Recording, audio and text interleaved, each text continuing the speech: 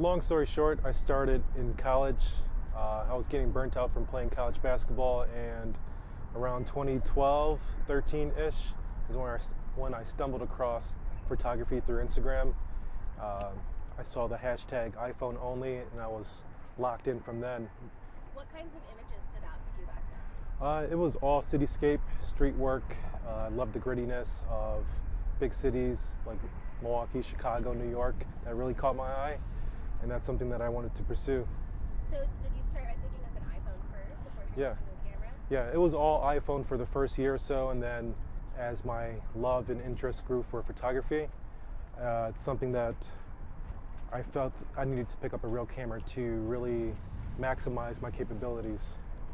With the iPhone, I mean, I feel like a lot of people in older generations don't necessarily know how good of a tool it is. Yes. What kinds of things have you noticed when it comes to iPhone photography? I think it's very beneficial because it's right in your pocket, obviously, and with the way it's set up, you can just point and shoot, which is nice. You really don't have to worry too much about the intricacies and the technical difficulties of the camera, so to speak. Yeah. I could redo Do you that. still shoot with your iPhone while you're out? I do, especially when I want to like post on stories quickly when I'm traveling or I'm just out and about.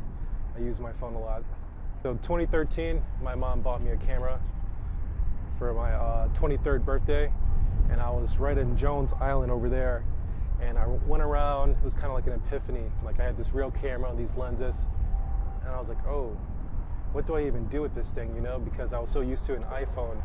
So it made me, or sparked my interest even more to pursue photography and learn my craft. Do you remember what camera it was? Yeah, it was a Canon Rebel T3. Okay, nice. Do you still have it? No, I sold it. Okay. So that was your first camera. Yep. When your mom gifted that to you, I mean, what was going through your mind? Do you remember? I just thought I was the man, just a real photographer, in quotations, you know, real photographer. Like I said, and then I had to reel it back in and really learn my craft, study a lot of professional photographers that I looked up to in the field. It's okay if you don't know the answer. If you could ballpark, how many photos do you think you've taken? Oh, in my life? Yeah. Ooh, ballpark? I'd say like 1 million or 2, easily. Yeah. It's cool to look back at kind of where you started and where you are now. Yeah. Your growth. Yeah, there's always, I think with every artist and every professional, you have that stage where you look back at your work and you kind of cringe at it. But at the same time, I embrace it because I see like the lack of composition that I have or had, or the lack of understanding of putting a subject in this frame, and just understanding lighting and the settings in your cameras that make you work, make you see what you want to see. I think it's a beautiful tool to look back and see where you've been and where you're going. And I know you shoot international. I know you shot Chicago a bunch. What about places in Milwaukee specifically? Where do you like to go? Yeah, so I think for a lot of people, the lake resonates with us here, and I've always been driven towards the coastline of the lake, which is beautiful because there's just so many ecosystems in terms of obviously the animals, and then we reside around the lake, so it's just been a fun gathering place, so to speak. I could do a little better if you want me to with that one, but Do people ever come up to you and ask you, like what you're doing, what you're shooting? Yeah, I get used to it, or I've gotten used to it.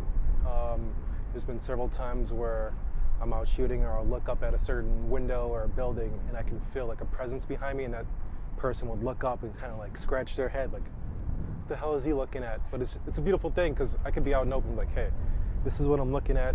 Come over here, look at this, and try to open up their perspective too. I would say embrace change, be with the times, because as a photographer, you should be with the times instead of sticking to what you know, sticking to your guns. I think that's a crucial part, and just continue to learn and don't put yourself in a box. Do you think you see the world with more of an appreciation now that you're behind the camera? Yeah, every day. It's whether I'm waking up, whether I'm driving, whether I'm out for coffee, I see something, a person walking past, or a fleeting moment, so to speak, you know? So every day is like photography for me.